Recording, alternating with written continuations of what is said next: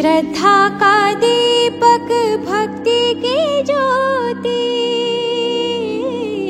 श्रद्धा का दीपक भक्ति की ज्योति, सत्य प्रेम की जलती निशानी, सत्य प्रेम की जलती निशानी।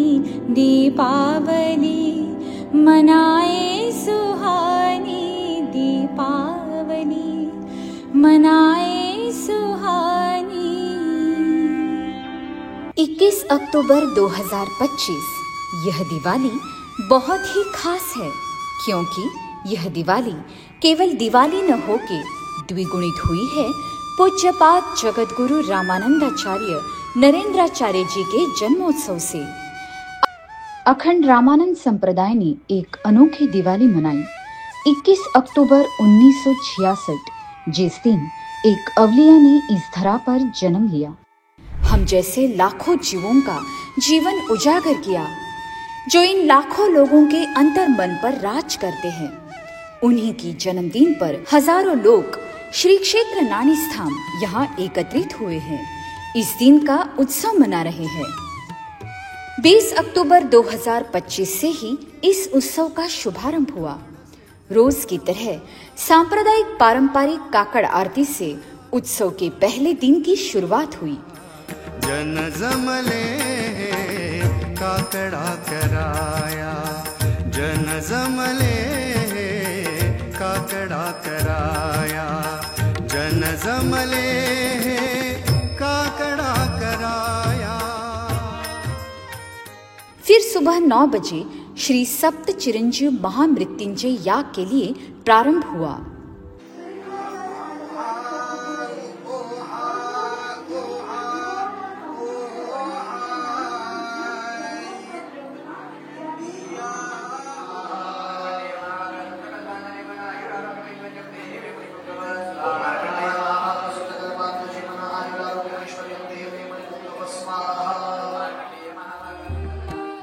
इसके बाद एक एक कर सभी वसुंधरा पद यात्राएं मुख्य मंदिर नानीस्थाम, जो महाराष्ट्र और महाराष्ट्र के बाहर के 7 अलग अलग उपपीठों से निकली थी, नानीस्थाम की ओर। सबसे पहले पहुंची नागपुर वसुंधरा पद यात्रा, जो निकली थी 11 सितंबर से रामानंद संप्रदाय के उपपीठ पूर्व विदर्भ नागपुर से, मतलब पूरे 40 दिन चलने के बाद। इसके बाद पहुंची मराठवाड़ा उपपीठ, मतलब परभणी से निकली हुई वसुंधरा पदयात्रा,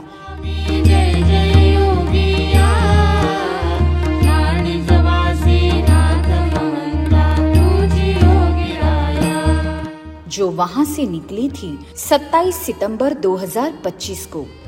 फिर पहुंचे उपपीठ गोवा,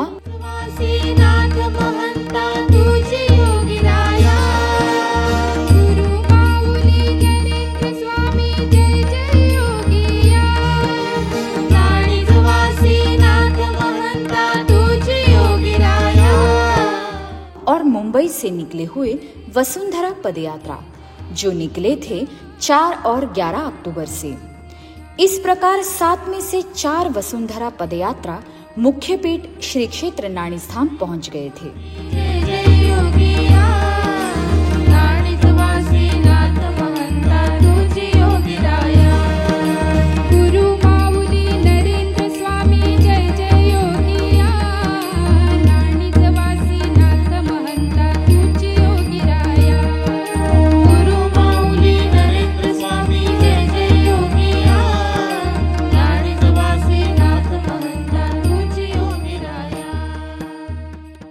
जगत गुरु रामानंदाचार्य नरेंद्राचार्य जी, हम में से कुछ भक्तों के लिए वे रामानंदाचार्य जी हैं, तो किसी के लिए वे प्रभु।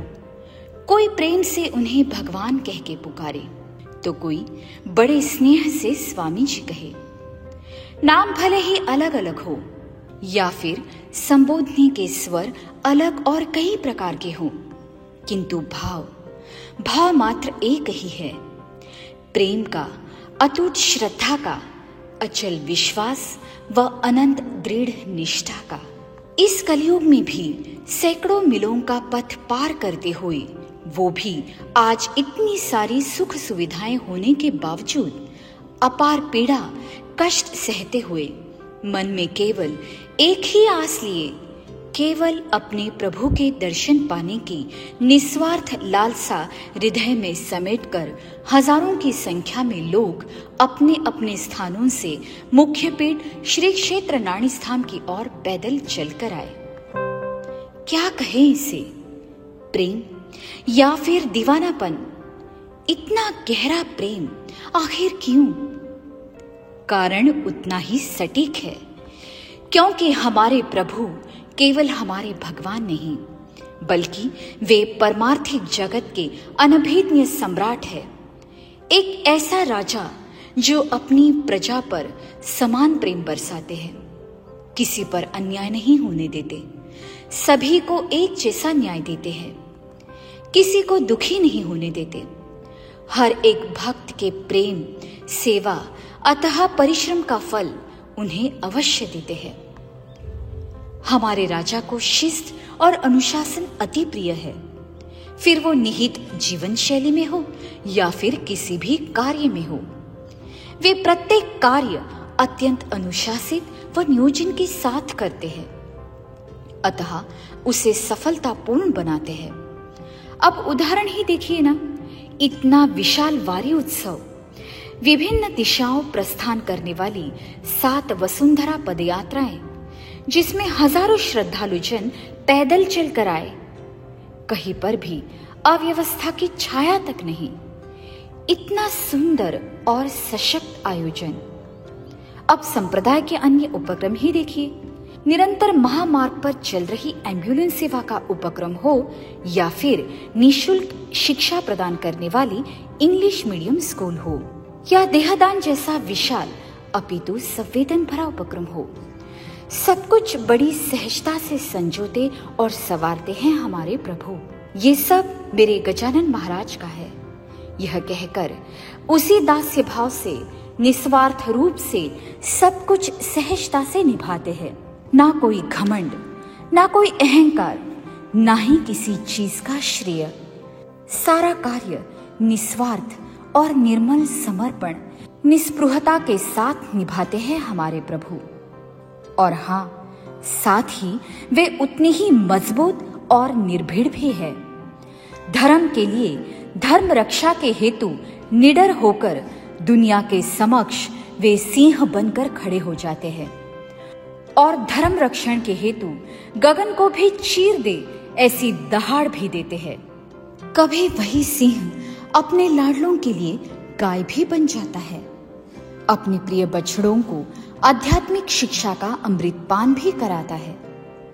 जब किसी भक्त पर विपदा आती है तो वे अपने बालक को संवारने हेतु तुरंत दौड़कर जाते हैं और ढाल बन खड़े रहकर कठिन से कठिन प्रसंग से डटकर सामना करने की हिम्मत भी उसे देते हैं, और विशेषता उसका मनोबल बढ़ाने के लिए उसी की पेट थपथपाते हैं।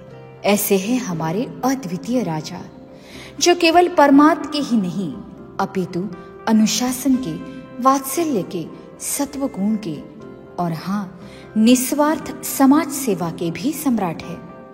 अतः ये सुंदर गढ़ पर उमड़ी विशाल भीड़ और उस भीड़ के बहते प्रेम भाव, यह सब कुछ हमारे प्रभु के अद्भुत प्रेम का साक्ष्य दे रहे हैं।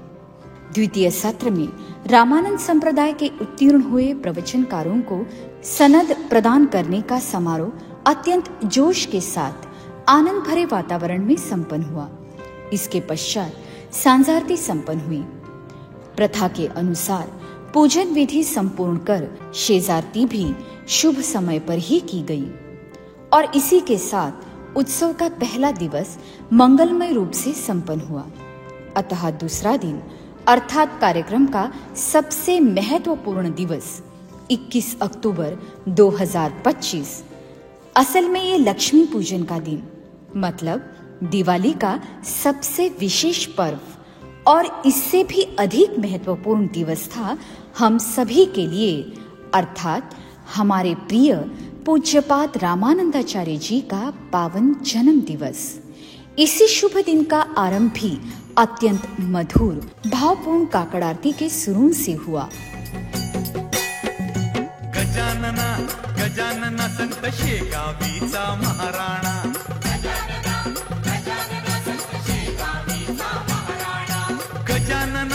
गजानना संत शेगावीचा महाराणा,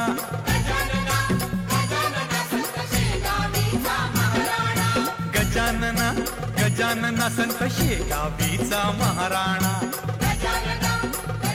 ये सात्विक स्वर केवल यहाँ तक ही सीमित न रहे, बल्कि दिवाली पहाड़ कार्यक्रम के माध्यम से सुंदरगढ़ के वातावरण में गूंजते रहे। गणपति वंदन गणनायक,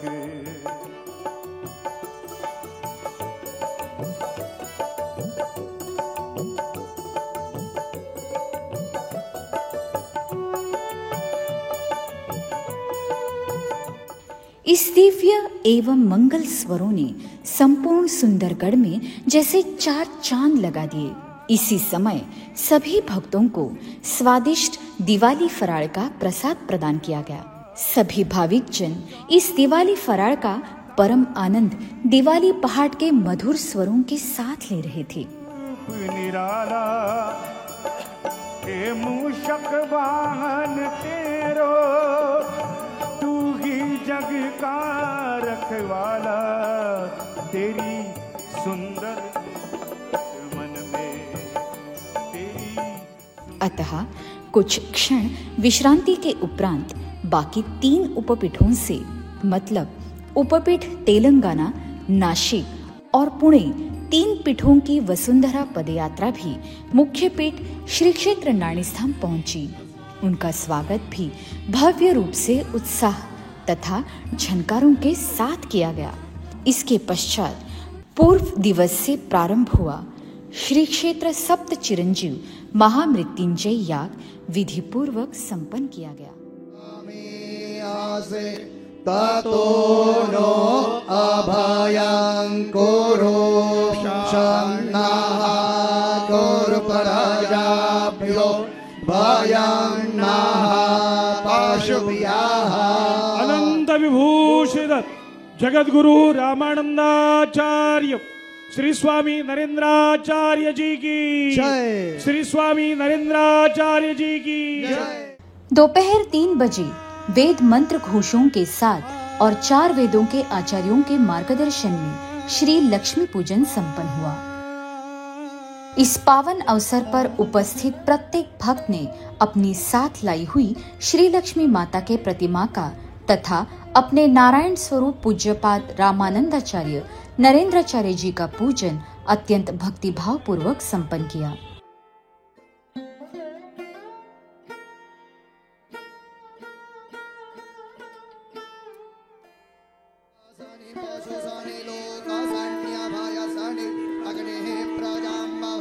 अतः आरती के उपरांत मुख्य उत्सव आरंभ हुआ। सर्वप्रथम श्री गणेशा हुआ रामानंद संप्रदाय के उत्तराधिकारी श्री कानिफनाथ महाराज के सुमधुर प्रवचन के साथ।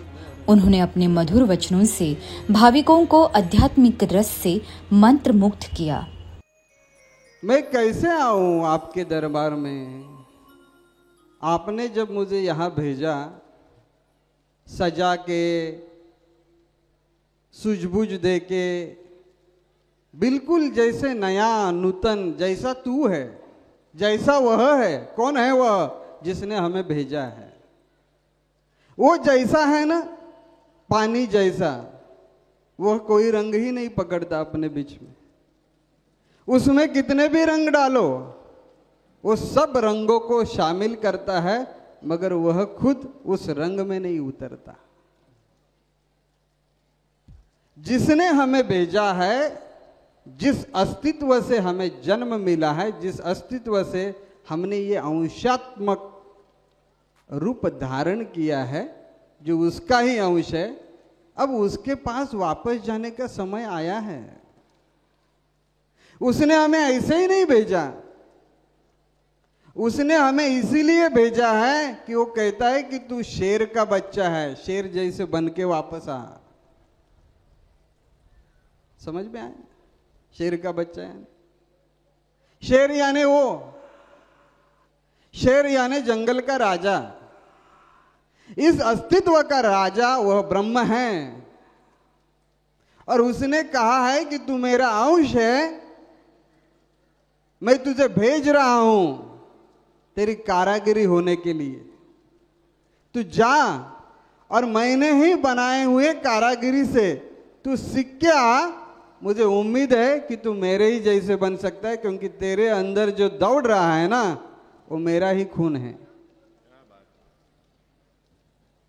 और इसीलिए ये सुख दुख के जो अवगमन है, एक सुख आता है दुख जाता है, दुख आता है सुख जाता है। कल कोई था आज नहीं है, आज है वो कल नहीं है। ये जो अवगमन है, ये आना और जाना है, ये उसी ने की हुई रचना है। और बहुत सुंदर भजन है कि इस संसार में जब तूने मुझे भेजा तो मैंने इस चादर को, चादर यानी शरीर, चादर यानी शरीर, शरीर मन भावना, हमारी चेतना यानी हमारा आत्मा, हमारा अंतःकरण, इस संसार में आके मैंने दाग लगाए। दाग लगाए कैसे? मैंने ऐसे संसार की सभी चीजों को पकड़ लिया कि मन करता है उनको छोड़ू ही नहीं। हमारे मन ने सब इसको, जिन जिन चीजों को पकड़ा है, रिश्तों को पकड़ा है, पद को पकड़ा है, अभिलाषा को पकड़ा है, अहंकार को पकड़ा है, ये मेरा है उसको पकड़ा है, सारा गलत है वो मेरा नहीं अच्छा मेरा है इसको पकड़ा है। हमने द्वंद्व किए इस जीवन में, अच्छा बुरा, काला गोरा, तू सही मैं झूठा, मैं झूठा तू सही। ये जो भी ये सब द्वंद्व हुए यही दाग है। और अभी वापस जाने का जब समय आया है तब एक साधक, एक जो शिष्य है ना, उसका यह भाव इस गीत में है कि अब मैं कैसे जाऊं, तूने तो मुझे एकदम बिल्कुल नया तेरे जैसे भेजा था, मैंने इतने दाग लगवाए कि अब मुझे ही शर्म आ रही है कि मैं तेरे सामने कैसे आऊं। बस इसीलिए ही जिनका जन्मदिन आज हम मनाने आए हैं, ऐसे सद्गुरु अगर हमारे जीवन में है तो वह दाग क्या है, आजकल कौन सी वो सर्फ एक्सेल है, उसके हम जाहिरात देखते हैं, है ना, वो कैसे जद्दी दाग को पानी में घिसाई करेंगे तो वो छोड़ देती है, वैसे ही सद्गुरु है। लेकिन वो निरमा पाउडर अलग है, ये परिस है, ये परिस है। इसके संगत में जो गलत भी आया उसने उसे सोना बना के ही छोड़ा, बाकी कुछ नहीं बनाते। या दाग छोड़े नहीं जाते, या रूपांतरण होता है। यहां मन का, भावना का, हृदय का रूपांतरण होता है, हृदय परिवर्तन होता है गुरु के सहवास में आके, गुरु के छाया में आके, गुरु के मार्गदर्शन में आके। और ऐसे गुरु हमें मिले हैं जो गुरु ये लगातार करते आए। यहां बैठे हुए हम सभी के अनुभव है कि हम पहले कैसे थे, हम पहले कैसे थे, आज हमारे विचार कैसे हैं। आज हमने 154 मरणोत्तर देहदान कर लिए हैं। हम कैसे थे, हम ऐसे बन गए। हमने अवयवदान किया, हमने 81,000 पौधे लगवाए और उनको जिंदा रखेंगे, उनका पालन करेंगे, इसकी शपथ ली है। हम कैसे थे, हम ऐसे बन गए। अरे हम कैसे थे, हमारा स्वभाव कैसा था, तू मैं। आज यहां बैठे कितने आसपास नजदीक बैठे, जरा देखो देखो आप कहाँ के, कोई गुजरात है, कोई मराठवाड़ा है, कोई तेलंगाना है, कोई जम्मू से आया है, कोई बिहार से आया है, अलग अलग प्रदेश से आया है, अलग अलग भाषा है। लेकिन आज ऐसे बैठे जैसे घर में बैठे, कोई वैर नहीं, कोई बैर नहीं है हमारा। ये किसके कारण है, ये बदलाव किसके कारण है, ये गुरु के कारण है। और इसीलिए इस जीवन को अगर हमें रूपांतरण करना है, इस जीवन को अगर हमें बदलना है, तो गुरु के अलावा, सदगुरु के अलावा अन्य कोई क्षेत्र, अन्य कोई पुस्तक, अन्य कोई ग्रंथ आपको ये बदलाव नहीं दे सकता। अब समय था हम सभी के परम प्रिय पूज्यपाद रामानंदाचार्य जी के अमृतमय प्रवचन का, जिसके लिए सुंदरगढ़ पर उपस्थित समस्त भक्तजन तथा हर एक जीव अत्यंत उत्कंठा से प्रतीक्षा कर रहा था। अनंत कोटि ब्रह्मांड नायकः राजाधिराज योगी राजः मर्यादा पुरुषोत्तम श्री सीतारामचंद्र स्वरूपः आद्य जगद्गुरु श्री रामानंदाचार्य स्वरूपः सार्वभौम स्वतंत्र तंत्रः विशिष्टाद्वैत सिद्धांत परिपालनाचार्यः भक्त हृदय निवास रूपः भक्तोद्धारकः भक्ताभिष्ट फल प्रदायकः धर्मोद्धारकः अखिल विश्व पालनदक्षः सनातन हिंदू धर्मस्य सार्वभौम वैष्णवाचार्यः संत शिरोमणि गजानन महाराज यतिवर्यः एवं श्री सद्गुरु काड सिद्धेश्वरस्य विशेष कृपा पात्र गुरुवर्यः नानीज पीठाधीश्वर अनंत श्री समलंकृत जगद्गुरु रामानंदाचार्य श्री स्वामी नरेंद्राचार्य गुरुवर्यः विजयतेतराम विजयतेतराम विजयतेतराम। अखंड भक्ति सारम तम भक्तानां हृदि संस्थितं रामानंद गुरुं वंदे तस्मै श्री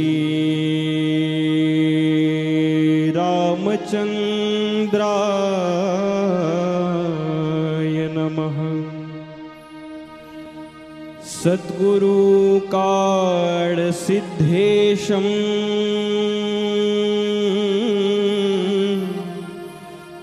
गजाननं दयानिधिं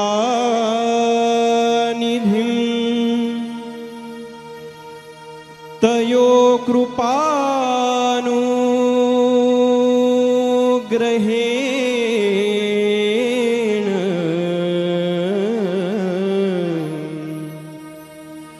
तस्मै श्री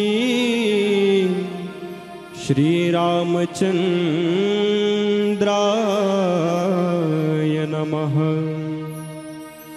तस्मै श्री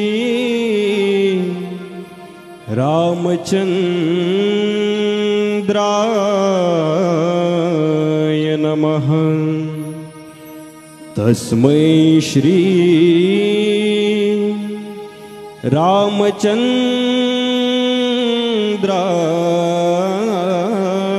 रामचंद्राय नमः।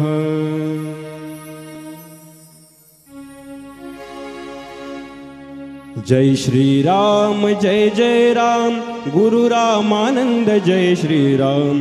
जय श्री राम जय जय राम गुरु रामानंद जय जय राम। जय श्री राम जय जय राम गुरु रामानंद जय जय राम। जय श्री राम जय जय राम गुरु रामानंद जय जय राम। जय श्री राम जय जय राम गुरु रामानंद जय जय राम। जय श्री राम जय जय राम गुरु रामानंद जय जय राम। जय श्री राम जय जय राम गुरु रामानंद जय जय राम। आज 21 ऑक्टोबर आणि 59 वर्ष पूर्ण करून 60व्या वर्षामध्ये आम्ही आता थोड्याच वेळात पदार्पण करणार आहोत। ज्योतिषशास्त्र असं सांगतं की आपल्या जन्माच्या वेळी कुंडलीमध्ये सूर्य ज्या ठिकाणी असतो तो बरोबर 60व्या वर्षामध्ये परत त्याच जागी तो सूर्य येत असतो। अध्यात्मशास्त्र असं सांगतं, व्यवहार असं सांगतो की 60 वर्ष म्हणजे देहाचं वृद्धत्व सुरू होतं. आणि अध्यात्म सांगतं की जरी देहाचं वृद्धत्व सुरू झालं तरी आत्म्याच्या तेजाचा तो आरंभ बिंदू असतो. मानवी शरीराची आणि मनाची अनेक चक्र या 60 वर्षामध्ये बदलली जातात. कर्माच्या पूर्ततेतून आत्मा शुद्धतेकडे प्रवास करत असतो. आता संगडानं सांगा, मी बदलायला हवा की नको? बोला. मोठा प्रश्न पडला. आता काय सांगायचं? तर बदलायला हवं आहे. मी आता पूर्ण रामानंदाचार्यांच्या स्वरूपामध्ये आचार्य म्हणून आजपासून जीवनाला खऱ्या अर्थानं सुरुवात केली पाहिजे. श्रीमद रामानंदाचार्य या स्वरूपामध्ये मला आता प्रवास केला पाहिजे. गुरुदेव काळसिद्धांनी सगळी योजना करून ठेवलेली आहे. गुरुदेव काळसिद्धांनी सांगितलं की बा नरेंद्रा, तू जगद्गुरू होशील. जसं मगाशी अचानकपणे पाऊस आला, काही संबंध नव्हता, सकाळपासून कडाक्याचं ऊन होतं आणि पाऊस येईल असं कुणाच्या स्वप्नात नव्हतं. परंतु तो आला. तो का आला माहिती नाही आहे तुम्हाला. तो शुभ शकुन होता. इंद्रधनुष्य आकाशामध्ये आलेलं होतं.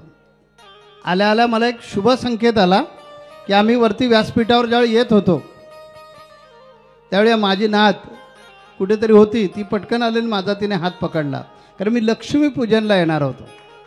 भगवान दत्त महाराजांनी मला गजानन महाराजांकडे पोचवलं आणि गजानन महाराजांनी, भगवान दत्तात्रयाने मला सांगितलं, तुला आता गजानन महाराजांची भक्ती करायची. माझ्या जीवनाचं कसं बघा, सगळं चाललेलं जे आहे ना चक्र, माझ्या हातात काहीच नाही आहे. सगळं चक्र तो विधाता फिरवतो. आई दत्त भक्त म्हणून दत्त महाराजांच्या भक्तीची ओढ लागली. मगाचा तो प्रसंग जो सांगितला कानिप महाराजांनी, तो अर्धवट सांगितला की लहानपणापासूनच करायचं ते नेमकं टोकाचं करायचं. प्रेम करायचं तर एवढं प्रेम करायचं की आपलं प्रेम कोणी ओलांडून जाऊ शकत नाही, इतकं टोकाचं प्रेम करायचं. तुम्हाला 100 वेळा विचार करावा लागतो, स्वामींना तोडायचं का? कारण मी प्रेम करताना तुम्हाला इथून करतो. आणि ध्यान करत असताना मांडीवर विंचू कधी येऊन चढला माहितीच नाही. माझी बहीण रंजना, तिने बघितलं मी 4थी 5वीला असताना, अरे ह्याच्या मांडीवर विंचू चढला आणि हा चालतोय वरती विंचू, पण हा काहीच करत नाही. तिला तो विंचू दिसला. भगवान दत्तात्रयाने माझी कसोटी घेतली होती ती. तुम्ही ज्यावेळी त्याच्याशी एकरूप होता ना, कितीही कसोटी घ्या. बाप्पाने का थोड्या कसोट्या घेतल्या का? दीक्षा दिली आणि मला हाकलून घातलं. आपल्याला वाटलं ते हाकलून घातलं, पण ते हाकललेलं नव्हतं. पिल्लू घरट्यातून जोपर्यंत ढकललं जात नाही तोपर्यंत ते आपला पंख हलवणार नाही. आनंद महाराज, मी आणि आमचे भीमा महाराज, नुपिन काठ सिद्धेश्वर, हे तिघेही गुरुबंधू आहोत.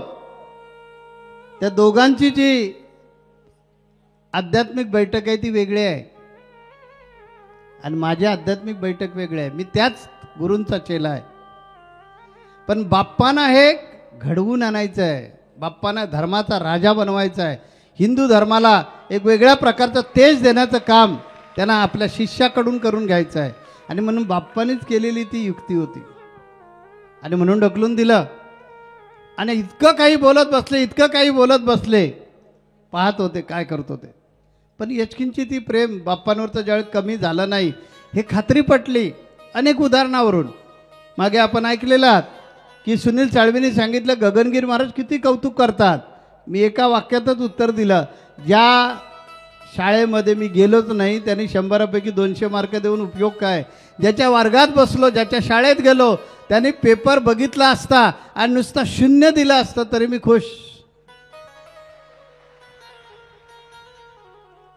एक तत्व माझ्या जीवनामध्ये, हे एक तत्वच मला पुढे घेऊन जात आहे. जसं शिवाजी महाराज म्हणायचे की राज्य व्हावं ही श्रींची इच्छा आहे, तशी बाप्पांची इच्छा की हिंदू धर्माचं संघटन करण्यासाठी मी एक पुत्राला जन्म घालेन आणि कदाचित तो त्यांनी मला घातलेला आहे.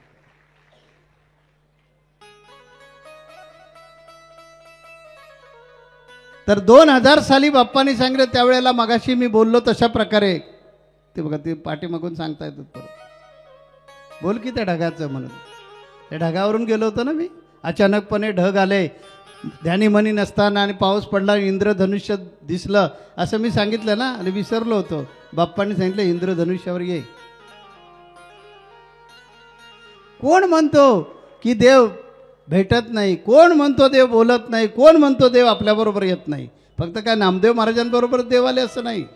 मी त्यांचा अपमान करत नाही मी, म्हणजे त्यांची भक्ती तेवढी होती, थोरवी होती. अशा प्रकारची भक्ती आज सुद्धा तुम्ही करू शकता, आणि मी माझ्या कृतीने ते दाखवलंय. माझे गुरु माझ्याबरोबर कायम सतत असतात, आणि त्यांनी सांगितलं इंद्रधनुष्याचं उदाहरण दिलेस आणि भरकटलास, ये जाग्यावर ये.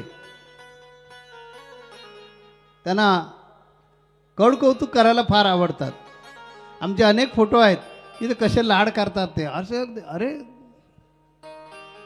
ते बघा, ते बघा, ते बघा, बघा समोर बघा, एलेट इकडे बघा म्हणजे कळेल कसं लाडानं चाललेलं आहे ते. आणि मी सुद्धा किती लाडानं घेतोय ते बघा. तेव्हा 2000 साली काही संबंध नसताना, जसं अचानकपणे मगाशी पाऊस आला, तसं काही संबंध नसताना बाप्पाने सांगितलं तू जगद्गुरू होशील. आणि त्यांनी सांगितलं लेबल लावलेला जगद्गुरू होऊ नकोस, मला वचन दे. त्यावेळी मी शब्द दिलाय गुरुना. ज्यांनी मला पसंतच नव्हतं, माझा रासच मकर आहे, त्यामुळे वैराग्य हे आपोआप येणारं, ज्याचा शनी ग्रह आहे, जन्माचा स्वामी शनी आहे, आणि ज्याची रास मकर आहे. ज्योतिषशास्त्राचे तिथे विद्वान लोक बसलेत, त्यांना विचारा, हा माणूस संन्यासी होणारच.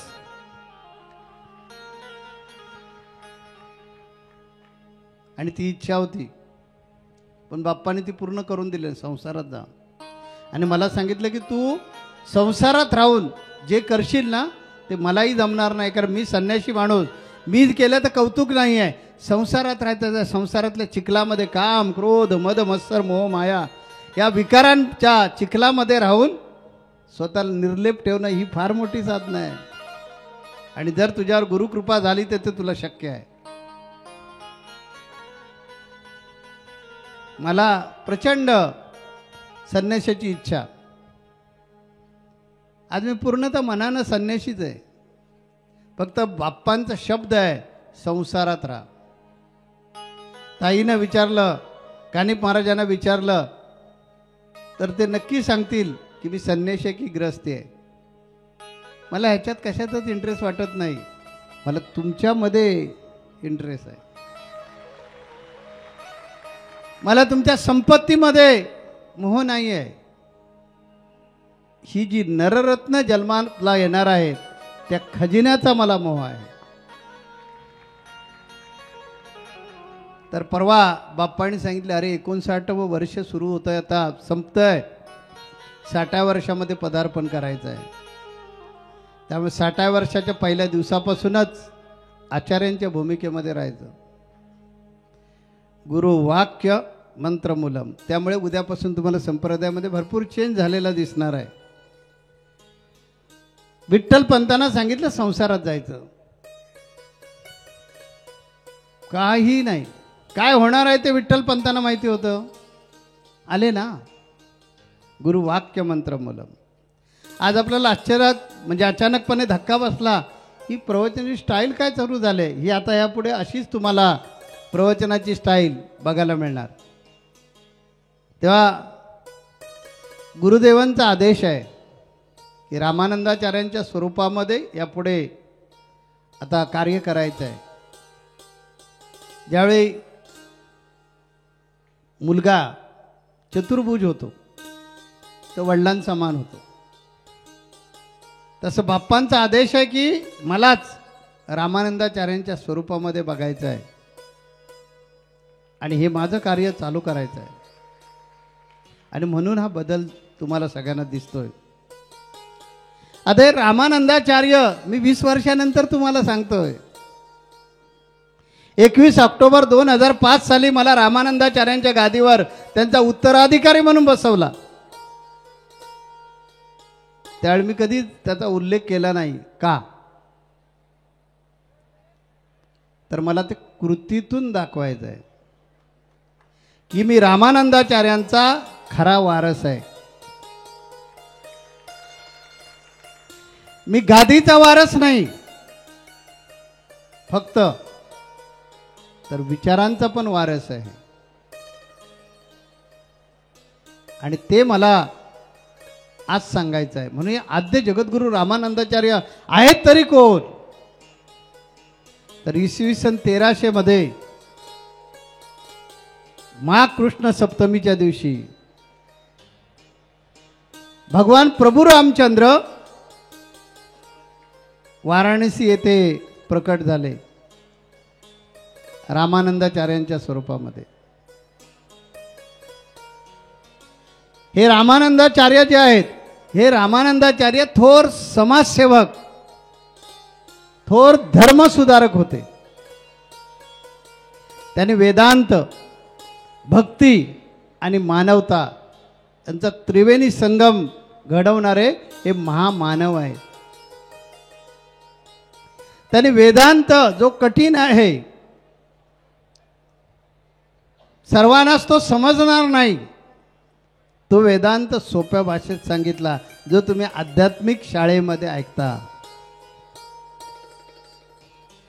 आणि त्यामध्ये तुम्हाला ते वेद जे आहेत ते वेदाचं ज्ञान आध्यात्मिक शाळेमध्ये अगदी लिहिलं या सोप्या भाषेमध्ये ऐकायला मिळतं. ते आद्य रामानंदाचार्यांचाच तो प्रवाह आहे. बरेच जणांचं म्हणणं आहे की सुनील ठाकूर ज्यावेळी बोलतात ते आम्हाला कळत नाही, परंतु स्वामींनी सांगितलं की ते वेदांची भाषा आम्हाला एकदम सोपी होते आणि आम्हाला पटकन कळतं, कारण तो वारसा मी घेऊन चाललेला आहे. रामानंदाचार्यांनी सांगितलं, हरी को भजे हरी का होई, की जो परमेश्वराची भक्ती करतो तो परमेश्वराचाच असतो. त्यांनी या मंत्राद्वारे समाजामधले जे भेद होते ते काढून टाकले, जातपात काढून टाकली, उच्च नीच काढून टाकला, भेदभाव काढून टाकले. त्यांचा एकच संदेश, जो हरी को भजे वो हरी का होय. गरीब श्रीमंत 1300 सालामध्ये हा बंड आहे. 1300 सालामधली क्रांती आहे. त्यानंतर ज्ञानेश्वर महाराज हे त्यानंतर जन्माला आलेले आहेत. ज्ञानेश्वर महाराजांनी त्याच वैष्णवाचार्यांचा वारसा पुढे घेऊन गेले. आपल्या वैष्णव संप्रदायाचे आचार्य श्रीमद जगद्गुरू रामानंदाचार्य, त्यांनी 1300 सालामध्ये त्या काळी बादशाह गयासुद्दीन तुघलक याचं साम्राज्य होतं, मोगलांचं साम्राज्य होतं आणि मोगल धर्म संपवण्याच्या मार्गाला होते. त्यांनी जिजिया कर बसवला होता, जो शेंडी वाढवेल, जसं आता GST बसवलेला आहे तशा प्रकारे जो शेंडी वाढवेल, जो गळ्यात जानवं घालेल त्याला टॅक्स भरावा लागेल. ते बंड मोडून काढलं. कुठली लग्नाची वरात मशिदीच्या समोरून जाता कामा नये, खालीच उतरलं पाहिजे, वाद्य बंद केलं पाहिजे आणि मगच गेलं पाहिजे. आणि मोठ्या प्रमाणामध्ये इस्लामीकरण चालू होतं. रामानंदाचार्यांनी ते मोडून काढलं. आणि खऱ्या अर्थानं धर्माचार्य काय असतात, ते रामानंदाचार्यांनी दाखवलं.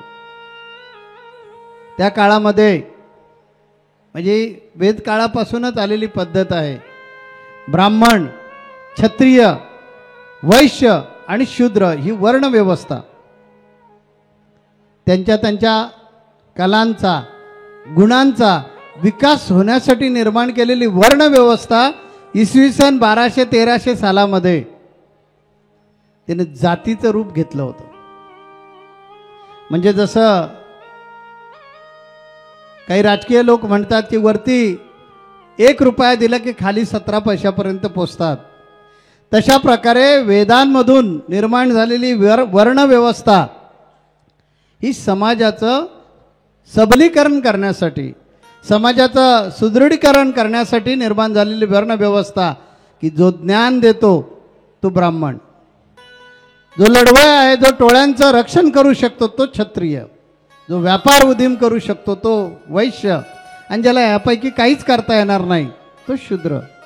म्हणजे सेवा, त्यांनी सेवा कराव्यात. ही वर्णव्यवस्था वेदांना मान्य आहे, परंतु काळाच्या ओघामध्ये ती वाहत वाहत वाहत, जसं महादजी शिंदे हे ग्वालियरला गेले आणि आता त्यांचा अपभ्रंश काय झाला, सिंधिया, शिंद्यांचा अपभ्रंश सिंधिया झाला. तशा प्रकारे वर्णव्यवस्थेचा अपभ्रंश झाला आणि जाती जातीमध्ये समाज वाटला गेला. त्या वर्णव्यवस्थेची जागा जातीने घेतली. हा ब्राह्मण, हा क्षत्रिय, हा वैश्य, हा शूद्र, आणि मग स्पृश्य अस्पृश्य भेद निर्माण झाले. 1300 सालामध्ये बंड करायचंय. गुरु राघवानंद तेही रागवले, कारण अरे तू ब्राह्मण आहेस आणि तीर्थाटन करायला जातोस आणि लोकांमध्ये मिक्स होतोस आणि त्यांच्या पंक्तीला बसतोस, म्हणून सर्व गुरुबंधनींनी त्यांच्यावर बहिष्कार टाकला. ज्यावेळी ते आश्रमामध्ये आले वाराणसीला, त्या सर्वांनी बहिष्कार टाकला की आम्ही रामानंदाचार्याच्या पंक्तीला बसणार नाही. गुरु राघवानंदाचार्यांनी सांगितलं, बेटा तुला हे पथ्य पाळावं लागेल. आणि त्या दिवशी रामानंदाचार्यांनी आपल्या गुरूंची परवानगी घेऊन संप्रदाय निर्माण केला. तो संप्रदाय आहे वैष्णव संप्रदाय. जात पात पूछे ना कोई, जो हरि को भजे वो हरि का होई. केवढा मोठा संघर्ष करावा लागला असेल त्यांना. फक्त बोलले नाहीत तर कृतीने पण करून दाखवलं. मुसलमान समाजातले त्यांचे शिष्य होते संत कबीर.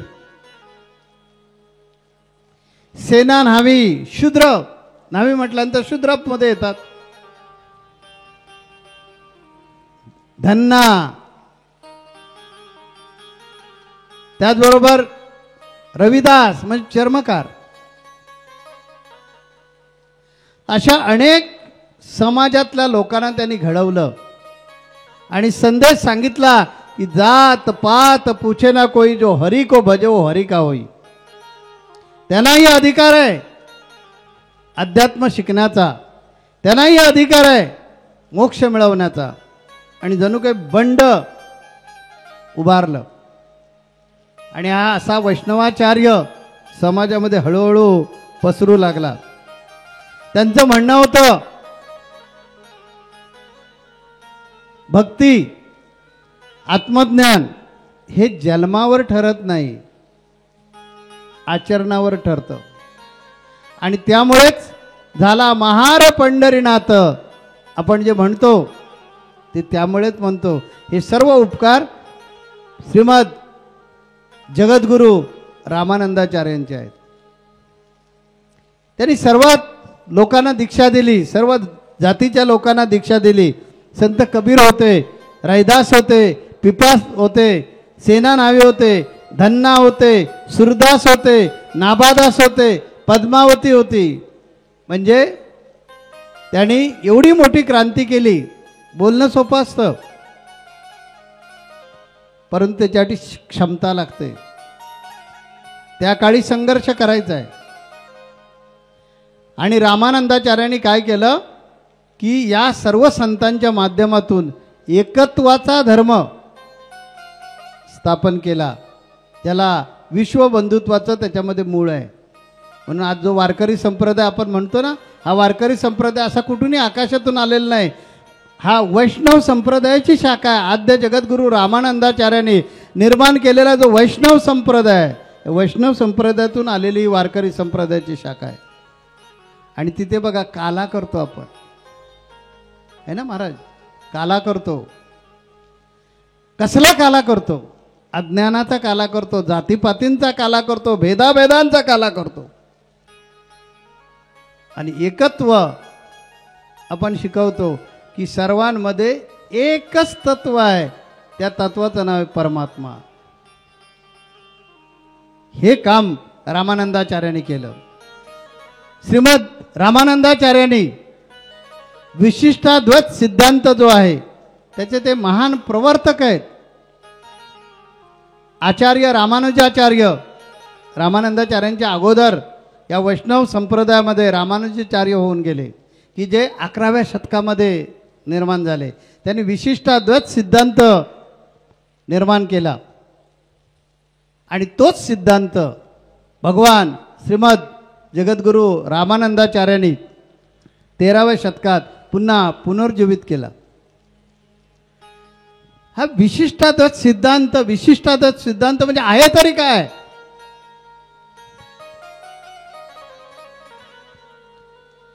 ईश्वर, जग आणि जीव हे तिन्ही भिन्न आहेत, परंतु ईश्वरापासून अविभाज्य नाहीत. सोप्या भाषेत सांगतो, ईश्वर, जीव आणि जग. आता ईश्वर म्हणजे कोण? तर परमात्मा. जीव म्हणजे कोण? आपण सर्व लोक. आणि जग म्हणजे कोण? तर सृष्टी. या सृष्टीमध्ये तो आहे, आपल्या सर्वांमध्ये तो आहे. म्हणून ऐकतोय ना प्रवचन, पाऊस पडतोय तरी आपण दाद देतोय का त्याला? कारण तो आहे आपल्यामध्ये. विशिष्टाद्वैत सिद्धांताचा अर्थच असा आहे की भगवंत चराचरात आहे. आणि तेच मी सांगितलं, अणु रेणूत देव आहे, नरेंद्र म्हणे शोधून पाहे.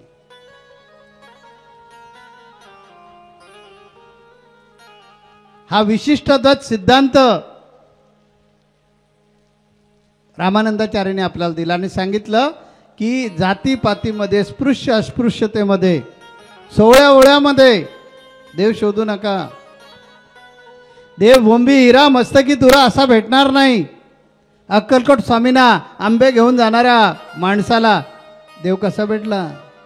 कळकट मळकट शरीर, केस पिंजारलेले, आणि मागा लागला एक आंबा दे.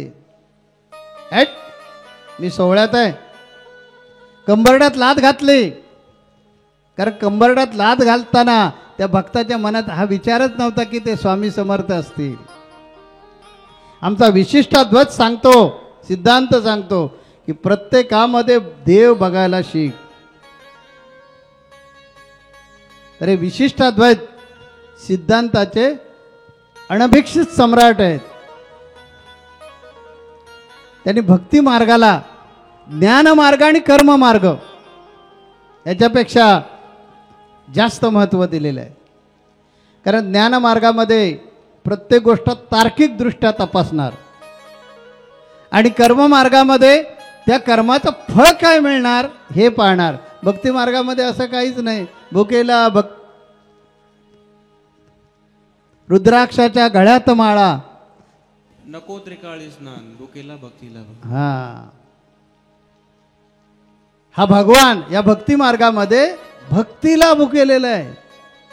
गुरु प्रेम में आकंठ डूबे हुए हर एक जीव अपने प्राणों के कान कर रामानंदाचार्य जी के एक एक शब्द सुमन को हृदय में संजोने के लिए एवं अपने प्रभु के मनमोहक व दिव्य दर्शन पाने हेतु इस दुर्लभ घड़ी की प्रतीक्षा की थी। प्रवचन के पश्चात पूज्यपाद रामानंदाचार्य जी को विविध वाद्य वृंदों के माध्यम से संगीतमय मान वंदना अर्पित की गई। इस समय सुंदरगढ़ पर उपस्थित भाविक जन मंत्रमुग्ध होकर झूम रहे थे।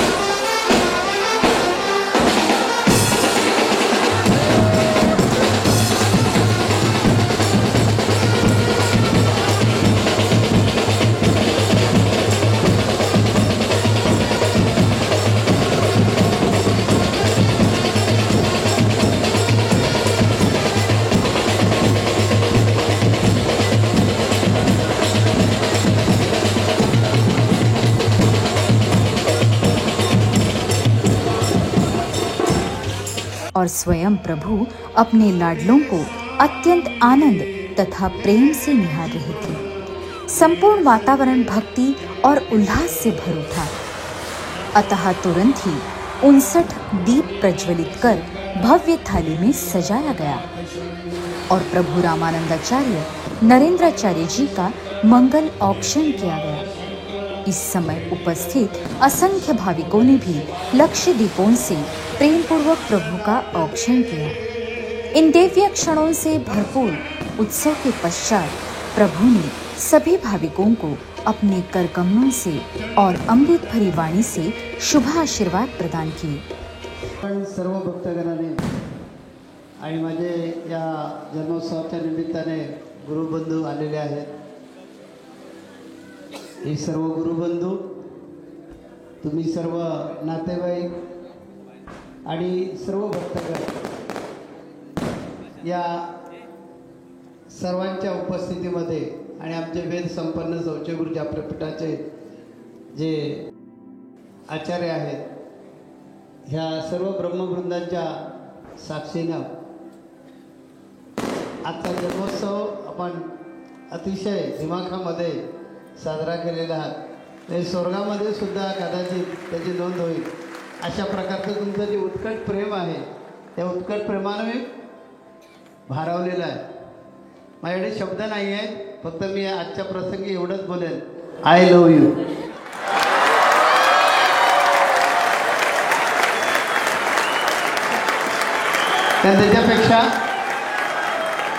त्याच्यापेक्षा आणखीन शब्दच असू शकत नाही।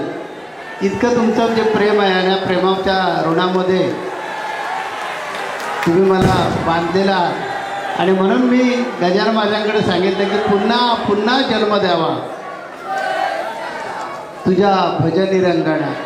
कारण हे तुझं जे भजन आहे ते सुगंधित करण्यासाठी, ते सुंदर बनवण्यासाठी ही अशी जी मुलं दिलेली आहेत, ही अशी मला वाटतं जगाच्या पाठीवर मीच असा एखादा दुर्मिळ असेल।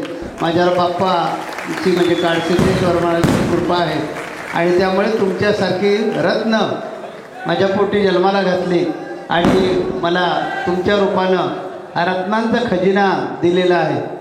तुमचं प्रेमच वेगळं आहे, उत्कट आहे आणि ते तुमच्या प्रत्येक कृतीतून ते झिरपताना दिसतं. मग माझ्यासारखा तुमचा हट्टी स्वभाव आहे, करायचं ते टोकाचंच करायचं. तीसरा दिन अर्थात 22 अक्टूबर 2025 के दिन वारी उत्सव का अगला समारोह आरंभ हुआ. इस दिन गुरु कृपानुग्रह याग का शुभारंभ हुआ. इसके बाद 7 उपपीठों से वसुंधरा पदयात्रा द्वारा आई 7 गुरु पादुकाओं का विधिवत पूजन किया गया. प्रभु रामानंदाचार्य जी ने अपने दिव्य कर कमलों से उन पादुकाओं में पुनः शक्ति का स्थापित कर जनकल्याण हेतु सिद्ध पादुकाएं सज की. तत्पश्चात श्री गुरु की सिद्ध पादुकाएं कुंजनवन आश्रम से नाथान से माहिर के लिए विश्राम हेतु प्रस्थान कर गई.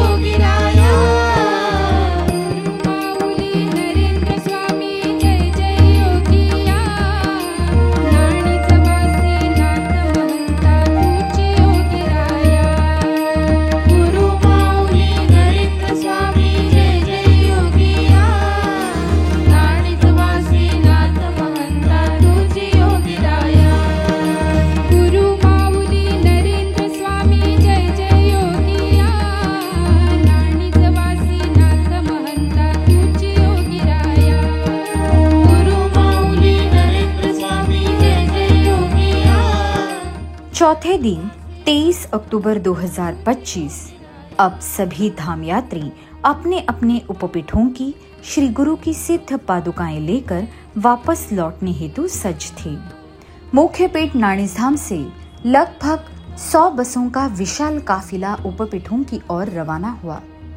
हर किसी को इस उत्सव का अनुकरण करने की मंशा हो, ऐसा भक्तिभाव, अनुशासन और गौरव भरा दृश्य संपूर्ण प्रवास में समय समय पर देखने मिल रहा था.